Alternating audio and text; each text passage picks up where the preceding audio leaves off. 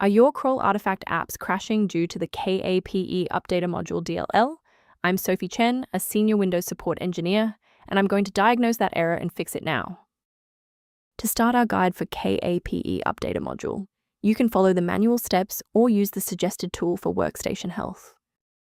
This is the KAPE Updater Module, the Updater Execution Library for the Kroll Artifact Parser and Extractor KAPE toolkit, responsible for checksum validation and secure module patching.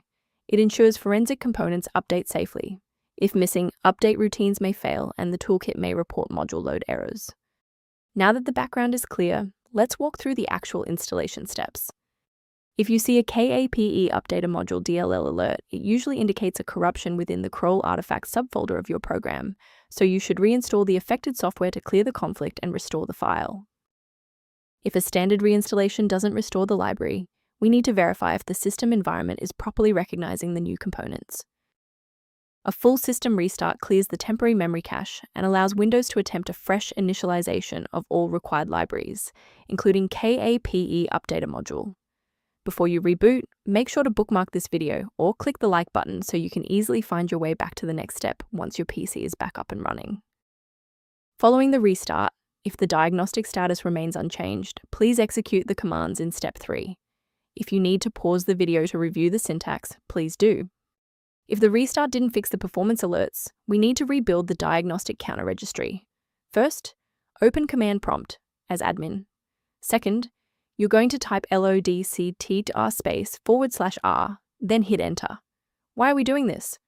Well, while these files almost never break, their registration in the performance registry Hive does. This command wipes those entries and rebuilds them. From a systems engineering perspective, there is one major security pitfall I need to help you avoid. It is critical to avoid the manual installation of KAPE Updater Module DLL unless you are following a verified engineering protocol, as a single directory error can prevent your OS from booting and result in significant data loss. To support your system's overall health without the complexity of manual directory management, a maintenance utility is a solid option. If you're reviewing error messages or system alerts, the diagnostic kit linked below provides general information for managing KAPE Updater Module.